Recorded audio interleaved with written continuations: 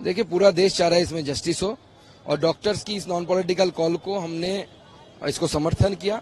हमने भी इसमें पार्टिसिपेट किया और अपनी पार्टी की झंडा हटाकर नेशनल फ्लैग को लेकर हमने 1 घंटा दीप जलाए, किसी ने कैंडल जलाए, लेकिन इस नॉन पॉलिटिकल कॉल के साथ हम जुड़े हुए हैं क्योंकि पहले से ही Bharatiya Janata party stand clear कर चुकी है कि इस आंदोलन कोई पार्टी का आंदोलन नहीं है, कोई राजनीतिक आंदोलन नहीं है, ये सोसाइटी का आंदोलन है। सोसाइटी लीड कर रही है, हम पीछे हैं।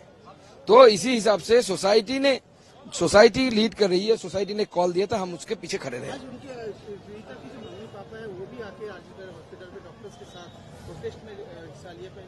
मैं उनको धन्यवाद दूंगा क्योंकि वो पहले से ही उनकी माताजी ये चाहती थी। मैं 2 बार गया उनके साथ मिलने के लिए। उनके लड़ाई के जज्बा, जिंदगी के सब कुछ खोने के बावजूद जो लड़ाई का जज्बा उनमें अभी भी जीवित है, इसके लिए मैं उन परिवार के लोगों को बहुत बहुत धन्यवाद देता हूँ।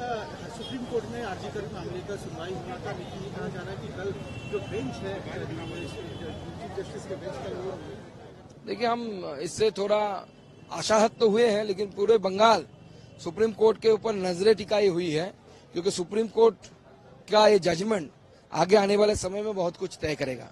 बंगाल के लोग आशंका में भी है क्योंकि इससे पहले भी हमने देखा है सुप्रीम कोर्ट में भारी भरकम लॉयर, कपिल सिब्बल जैसे लॉयर जिनको ममता बनर्जी करोड़ों रुपया देकर अपने पक्ष में खड़े करते हैं, उनके भारीपन के कारण जस्टिस थोड़ा डिले हो जाता है।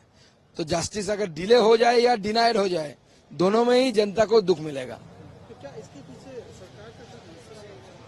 देखिए, ममता बनर्जी के प्लानिंग है। ममता बनर्जी हर तरीके की हथकंडे अपना रही है, तो करेगी ही क्योंकि उनके घर के बंदे फंसे हैं, उनके बेटे जैसे लोग फंसे हुए हैं। नहीं, ये घटना पुलिस का और उनका परिवार के अंदर का है और जिनको ऑफर किया गया है उनका माता पिता, उन्होंने बोला है और ये हम लोग मानते हैं कि सच है क्योंकि आज बहुत सारा घटना सरकारी स्टेटमेंट, चाहे वहाँ का सुपर का हो चाहे सीपी का हो, उसका एगेंस्ट में जो उन लोगों ने अपना आंखों देखी हाल बता रहे हैं, उससे पता चल रहा है घटना बहुत गहरा है, बहुत बड़ा षड्यंत्र है पीछे। इसलिए इसका भी इंक्वायरी होना चाहिए और ममता बनर्जी की पॉलिसी रही है कि कुछ भी क्राइम हो पैसा देके उसका मुंह बंद कर देते सबका। इसलिए क्लब को पैसा देते हैं, दुर्गा पंडाल को पैसा देते हैं कि कोई ना मुंह खोले। इतना क्राइम हो रहा है, लगभग 50,000 इस प्रकार घिनौना क्राइम हुआ है उनके सरकार में रहते समय। किसी का समाधान नहीं होता, ना किसी को सजा होता है, इसलिए बढ़ते जा रहा है। इसलिए सीरियसली लेना चाहिए सीबीआई को, इसको भी जांच करना चाहिए।